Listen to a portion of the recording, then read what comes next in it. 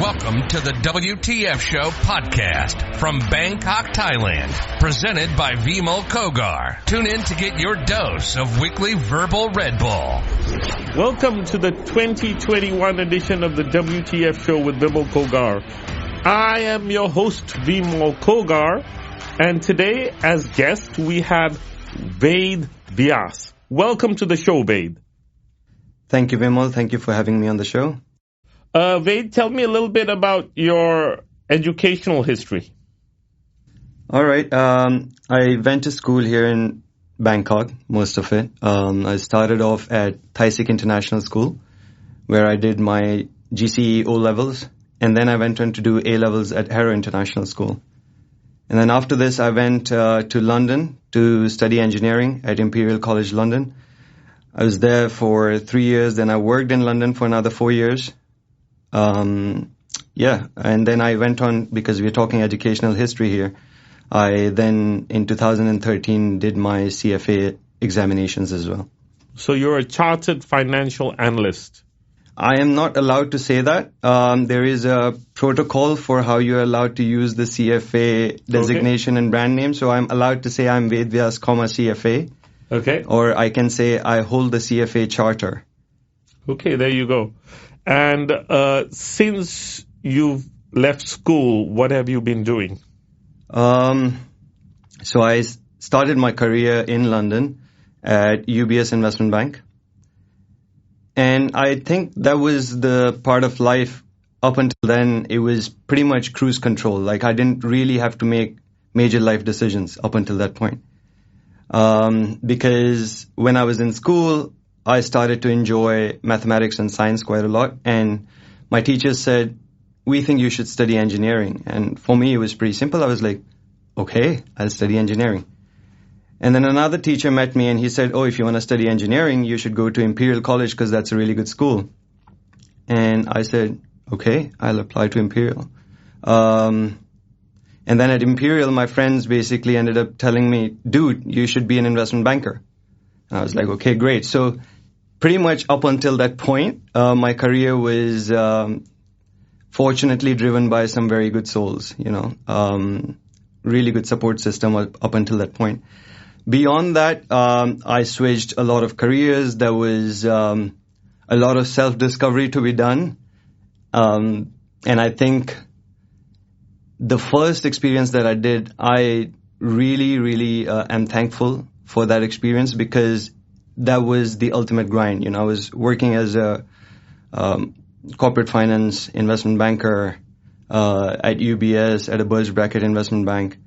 And we had the whole corporate training and then the work hours, which is like 4 or 5 a.m., pretty normal, working over the weekends, working around the clock sometimes, all of that. So that was a really good boot camp, if you will, career-wise. But then after that, it was pretty clear that this is not something I want to do for the long term. But I didn't really have the answers. So I went around seeking, switched around a lot of careers, and ended up where I have today. And where's that, sir? So I'm working as an investment strategist at Merchant Partners. I'm essentially in charge of looking at the macro trends around the world and deciding what are some of the best investments, mainly offshore. So we have got specialists who are looking at Thai stocks and bonds as well. But my job is to look at the macro trends mainly globally. Okay. Tell me a little bit about your hobbies. They change, I think. Right now I am meditating twice a day, and I'm very thankful for that. Beyond that, hanging out with friends, I play some sports. I've also picked up different things at different times. So recently I got my diving license done earlier this year. That was a lot of fun. Otherwise, I've been into adventure sports, water sports. Really depends. I'm also really into reading a certain type of books these days. Really depends. Tell me a little bit about the books you're reading, Ved. Right now, I'm reading this one called Guns, Germs, and Steel by Jared Diamond. It is one of those classics in the non-fiction space, which is like a historical account of all of our species, of our civilization. And Diamond kind of takes a more historian's approach at trying to answer some of the questions, which are like, why did certain civilizations, why is the West as powerful as it is today, and why, say, some of the islands in the Polynesian islands, why they have still got some tribal populations. So it's a very good account of, how history sort of shapes itself. Can you elaborate a little bit, please? So basically the book came about because the author was doing some research studies in one of the Polynesian islands. And over there, he was very curious in studying the behavior of all the local people over there because they're so in touch with their nature. They know their plants so well. They know the seasons so well. They work so well with the ocean. They are really in sync. But at the same time, they haven't got the concepts of finance and economy and government and politics and media and entertainment and really the sort of principles of the Western civilization. And one of his friends on those Polynesian islands once asked him a question which was like, hey, why is it that your people came from a distant far land, so far away, and they brought cargo to our land? Why wasn't it the other way around? What happened? And so this guy went on exploring this question over many, many years, and then this book was the result of his study and research that he did. And it's really well written. It's written in an entertaining way, but it's also written in a very academic way. So the writing style is a bit like, here's a complex idea that I want to convey to my readers. Here is one way of looking at the problem. Here's a second one. Here's a third one. And pick whichever one that you like. And it really enables you to understand some very complex science in a very relatable sort of a way. So from your resume, firstly at UBS as an analyst, and then Banco Esperanto Santo de Investimento, then at Maybank as an institutional salesperson, then at Soho Hospitality as a CFO, and now then temporarily you were with Secure Wealth Management. Yeah. And now you are with Merchant Partners. That's right. So you are extremely well-read and well-experienced, I would say. Tell me a little bit about whether all of this makes you a happier person. Whether my CV makes me a happier person? Whether your achievements make you a happier person. Okay, so I don't think there is a short way of answering this, so I'll maybe try to take you on a journey with me on this one. I think the pursuit of happiness or the understanding of what happiness is has been a key part of my life, and the career choices within that life story are pretty critical because of your waking life, a good 80-90% goes to wherever you're working. It might sound like an exaggeration, but I think if you take into account the commute time, the getting ready time, the unwinding time, all of that included, I think it really dictates a lot of your conscious waking hours. So does happiness for me come from my achievements over there? I think up until a certain point it did.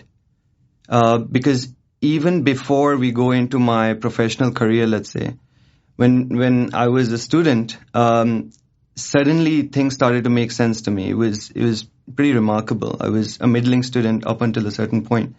And then mathematics almost started to make sense to me like music. That was a very interesting phase. And then based off of that, there were a lot of academic achievements along the way, which landed me at Imperial College. And so up until that point, beyond maybe even graduating out of college, I was riding the wave of achievements, and that did bring me happiness. But then I think as a follow-up, I started to chase the achievements in the search for happiness. And now with some hindsight, I can look back at that and say that that was perhaps a counterintuitive way of going about happiness. Because achievement came along, I was happy. Those were two separate occurrences, completely different. So what you're saying is that if there's no achievement, there's no happiness. Is that what you're saying? No. Quite the contrary, in fact. I'm saying in my early years when I was still a student, I was happy. I was positively happy with whatever I was involved with. And so achievements and success came to me. Then somewhere along the way, you start chasing this high, and it's almost a shortcut to think that achievement and success was bringing me happiness. And were they? Happiness and sadness came and went. Right. Achievements came along the way as well. Okay. Are they a part of life? That's what I was kind of talking about earlier. Are they a part of life? Definitely a major part of life. They will impact your moods. They will have an impact on your sense of social status and belonging. But that's not where happiness is derived. Happiness is within. I mean, it sounds like a very cliche thing to say. But happiness is on the inside, which just shines light onto the outside. So if you got achievements, they will sparkle all the more if the inside is happy. I'm all for external achievements and success, but you've also got to balance it with this inner harmony. I think that's all the more important, perhaps. I don't know if I fully understand what you're saying, but if we can delve a little bit further, what are your future plans? Where do you want to be in terms of your career and your non-career?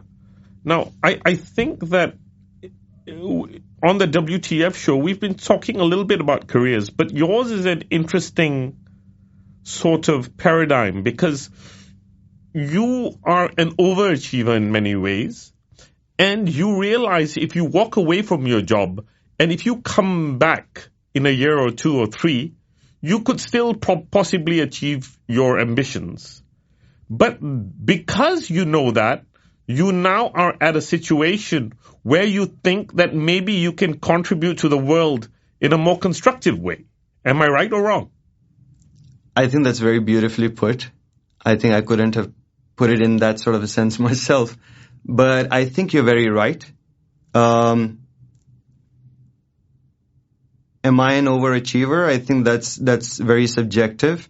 But what I can say for myself is that I'm extremely fortunate that life has regularly put me in positions where I've been able to take risk with the confidence that I've got an incredible support system. And that's allowed me to experiment a fair bit as well. Does it bring me to the point where I feel like, okay, despite all my achievements, there is more that I can do for the society or to actualize myself? Absolutely. And again, it's that same series of events that I've been very fortunate to have some incredible people, some incredible ideas around me, which have brought me to this sort of a position, a very enviable position at a very early stage in life. And I'm not going to say that's come easy. That's come because I had the support that enabled me to take risk. But when you take risk, you get burnt. It's not all achievements and glory. And when you get burnt, you get to reassess your priorities in life. And that's when you can start to ask yourself higher questions like, how am I contributing to the greater good of society? So, researching online, the WTF team found Richtown, which is a literary work from your end. Can you explain to the audience what Richtown is? Yes, so like I said, I've taken risks. I've experimented a fair bit. A couple of years ago, I was writing short poetry quite regularly. And it was, I guess, first of all, I got to say, I think I have it in my blood. My mom's a very good poet. Her father before her was an incredible poet as well. So where I found myself a couple of years ago, it was just something that was coming out of me and I had to write it down. It wasn't a planned session of let's put pen to paper and see if we can write poetry. And I think it's an amalgamation of the different feelings and emotions that I was experiencing at that time. And well, tell us a little bit about those feelings. What is it that you were experiencing at the time? Yeah, so if one happens to go through the content of Richtown, one would find that there is definitely a certain amount of rage and angst against some of the norms of society. It's an attack on the rat race, if you will. It was written, I think, and I shared it at an open mic event. And the reason for sharing it was obviously to express myself, but more importantly, to let others out there know that if they're feeling these things, they're not alone, that they're understood, just like I want to be understood. So yes, it's an attack on the rat race, which I think a lot of youth of today is starting to question as well. And I think it is an important question that we are raising. Are we just supposed to be a being that runs in pursuit of GDP, or are we something more than this? But I'm a little bit confused here. Aren't you the best example of somebody who's in the rat race and perpetuating it? I believe the rat race is of the mind, not what you see on the outside. You can be doing some of the most, let's put it this way, you might be in some of the most creative industries. You could be in movie making or whatever. You could be a YouTuber or a blogger or whatever the latest trends in creativity might be. But if you lose the charm of life, then everything will feel like a chore. That's when perhaps a very creative industry might feel like the rat race. So like I was talking about happiness earlier, I think this charm of life is also something internal. And the pursuit is of that, not necessarily rebelling against anything that might be considered rat race. But it's this, I've got to break out of this mind prison of mine, where I feel like I'm trapped. I'm not being able to express myself. I'm not being able to say what's on my mind. And I think we are very fortunate that today we have platforms where we can speak our mind. We are on a platform such as this right now. So I think we are very, very fortunate that we can do this. And I don't think the rat race can be defined as a job title. It's what's going on the inside. And I think that's a discussion that we've got to have more and more of. And it's not an ailment. I refuse to buy that concept that what we're having is mental illness per se. It's not to downplay the severity of the situation, but it's really to celebrate that what we are undergoing is change. Anxiety, depression, all of these things, in my opinion, they are symptoms, not ailments in themselves. They are symptoms of some of our very basic needs not being met in society today. We lead very lonely lives. We are overstimulated by information, by marketing, by a lot of different things. we are adapting. And I think it's really a process of evolution, of metamorphosis that we are undergoing as a species. And it's good that we are talking more and more about it, because I think when you start giving words to ideas, ideas can then generate stories, and stories is what we all love to hear. Okay, so metamorphosis. What are your building blocks to what you're doing in the future to help your community heal in some of the points that you mentioned earlier, in terms of anxiety, in terms of stress, in terms of even finding yourself? Are there vehicles that you are planning or doing that help your community to move forward?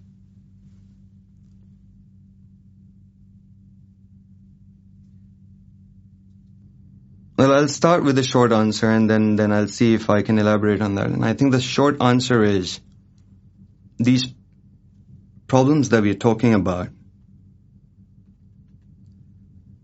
they are universal when you look at it from the outside, but the way to address it is, it has to start at a personal level. If an individual has taken care of himself, then he is of value to the society. So I think if I am trying to help people outside, within my community, within my society, within my nation, first and foremost, I've got to have the utmost love for myself. And that step by step is something that I'm trying to build towards. Because I know myself, I know when this guy is properly taken care of, he's going to be of immense value to the society. And I don't even know in which way I'll be contributing. But I think that's the key message, that I think if we have taken care of ourselves, then we just generally, as human beings, are giving creatures. We want to do good by our community. We want to feel a sense of connection, of belonging. But to elaborate further on methods that I can sort of envision right now, in which I could help community, I think me at my career is also an important part of that. So, early part of my career, I had a lot of rebellion against being stuck in the rat race. And I really wanted to break free from that. And I always told people when I was speaking with somebody, I was like, I really want to be a teacher. Being a teacher brings me this sense of satisfaction that no other career has brought me. And when I got into this job of being an investment strategist at Merchant Partners, I was still saying things like that. And I was like, hang on a second. If it is teaching, if it is imparting knowledge that I want to do, I could very well do it as an investment strategist. I'm talking to my relationship managers, I'm talking to my clients, and I'm advising them, I'm educating them, I'm a teacher. And I brought the sense of passion to my work, still have some off days, you still have some great days, but suddenly it does not feel like rat race anymore. And by doing so, I suddenly become a valuable employee to my company as well. When I do that, I'm then given power and responsibility to extend this opportunity that I've received to other people as well. And all of that is dependent on where my inner peace is. Because if it is, then there's got to be a confidence. And this is something I want to share with everybody who listens to this show, is never, ever give up on yourself. You might disappoint people. People are free to completely give up on you. But you never give up on yourself. Excellent advice. Tell me a little bit about people who've helped you shape your future. Name me one or two people. You don't have to name it to me, But tell me about people who helped shape you to who you are today. Yeah, so definitely a couple of names initially emerged in my head. I'm going to talk about outside the family first, because that is the big elephant in the room, which I think, may have to address at some point. But I was very fortunate to come across this very close friend of mine now, who met me when I was the age of around 16, 17. And he was the one who gave me the courage and the confidence to do my A-levels within 1 year. I had just finished my O-levels, and there were very few schools in Bangkok who were offering A-levels. And he basically came to me and he said, maybe if you put in a little more effort, you could do those 2 years in 1 year, because some of the schools who were offering it, like Harrow, which I ended up going to, were extremely expensive. So wait, what was the motivation in doing a 2-year course in 1 year? What's the story there?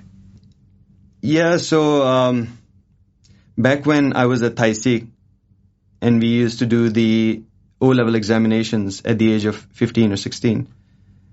With that O-levels, one can immediately go to college and university here in Thailand. Some of the teachers at Thai Sikh at that time felt that I should pursue engineering abroad, because they believed that colleges abroad are better at engineering. I don't know. That was their opinion at that time. And so I wanted to do A-levels on their advice, but I didn't have a school where it was being offered at an affordable rate. So I was like, I can definitely not go to a school and do this over 2 years. It would be too much. Plus, at Thai Sikh, especially for our class, they had extended the O-level curriculum by 1 year to address the same problem that kids are too young when they're going into university. So I felt like I had spent 1 extra year already. So I didn't really want to commit another 2 years to doing A-levels. So at one point I was studying privately to do those A-levels on my own, and that's when I met this guy, and he said, I think you can do it. And you know, what he said wasn't necessarily based on a lot of information. He had just about come to know me at that point. But him saying those words really instilled a belief in me. And fortunately, I successfully completed my A-level within 1 year. And beyond that, he's been like a friend, mentor, elder brother, family member completely for all these years. Even this week, I was over at his place for the Christmas party. And he's somebody who is always available when I need a word. And one thing that sort of bothers me a little bit, but I'm grateful to him for this, is that whenever I go meet him, he listens. And that is extremely rare. And I think we need more people. We need to be those people as well, who are just there to listen to people and have those real connections. So I'm very grateful for that. And then along the way, so many great souls. I'm not surprised I live in the city of angels, because I've encountered so many of them. So many people made possible today, which was unimaginable. Me going abroad to study my engineering degree was unimaginable even to myself and my family 1 year before it happened. A lot of great people came along to make that dream come true, really. And then, if I was to go through all of them, I think it would be a big list, but I think I have to mention family. Rock solid support. In fact, they've outdone any expectation that I could have of parenting. Incredibly great support, and I think that comes from their own personal experiences as well, and their understanding of life above anything else. And they've always given us all the space that we want, all the confidence that comes with that space, because space comes with responsibility as well. And they've supported me through any life decision that I've wanted to take. Sometimes it's been completely outside the box, something that we have not touched upon today, that about 7 years ago, whilst I was working as a stockbroker here in Bangkok, I decided to give up on finance completely. And I was like, okay, I don't think I'm cut out for this rat race. I'm going to go to Bollywood and become an actor. And oh my God, I think even if my kid wanted to do that, perhaps at that time, or like if I'm to think about it, even I'd be like, hang on a second, you're not thinking very logically over here. But even in something like that, after I've already got an engineering degree, after I've already got a career in investment banking, for them to say, okay, and not just okay, we are with you on this, you go do this. All the support, all that courage, incredible.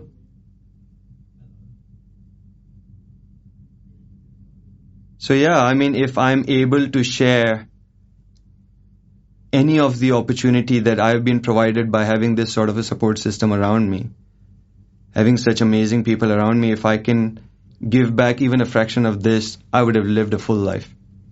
Okay, so say you and I were on a team together and you were the leader of the team, and we were tasked to fix the social ills of today, pollution, environmental rubbish, and greed, and how would you train me? What would you task me to do? How would you start? The way I approach these questions tends to be a bit philosophical and spiritual in nature. I think the problems that we see from the outside are superficial, and most of them are symptoms, not problems themselves. I feel the problems that we are facing come from our basic needs as biological beings not being met, and that creates a sense of detachment from reality all the time. And with that comes stress and a slightly uneasy feeling. And also the illusion that we are somehow different from this world that we live in. That sort of a thing is drilled into our common sense. And when you start to feel that you are you and the outside world is somehow different to you, then you can have emotions such as greed that kind of take you to the point of destroying your own environment. Because when you feel you are separate to this world, you get this feeling, if I'm to quote something Alan Watts said, alone and afraid in a world I never made, sort of a feeling. And that's what it is. If you see yourself different from this world is a very scary place. You're trapped in this vast, vast cosmos. You're this tiny little thing, and you're supposed to take great decisions. It creates a sense of fear and paranoia. And I think that's what the society is experiencing at a mass level today. And with that comes odd sort of psychotic behavior, such as destroying your own planet, such as running behind pleasure to a point that you are seeking pain. And that's or finding pain. Yes, exactly. Because vanilla doesn't do it anymore. To give an example of what this is, I strongly believe this, that mindless pursuit of pleasure eventually leads to pain. And a good example of this is the ancient Romans. They had all the luxuries in the world. They had public baths and great festivities and great food and silk from China. They were decadent. Absolutely. And yet, every weekend they would gather together at the Colosseum, and they would have these slave girls who would come in, and they would wave at the audience, and they would throw roses and flowers at them, and then they would release wild lions onto these slave girls, and they watched that for fun. And that's what happens when you go on a mindless pursuit of pleasure. Now, why nothing is accidental. It's not like we are corrupt beings by nature, and that's why we're doing this. Everything has a story. And the reason why we are on this path of mindless pursuit of pleasure is because how this chapter started. This chapter of Industrial Revolution started in Europe. In a Europe that was ravaged by plague and war, and it had 30 to 40% of its population wiped out. And dare I say this, those people, they saw things that we should not see. They saw hunger and pain and scarcity like we should not see. But the flip side of that is when you are pushed against the corner, we are fighters. Human beings are fighters. When we are pushed against the corner, we come out swinging. And that's why the Industrial Revolution happened where it happened and happened when it happened. But we've got to realize that most of our education is Industrial Revolution education. And it's based around those principles of scarcity,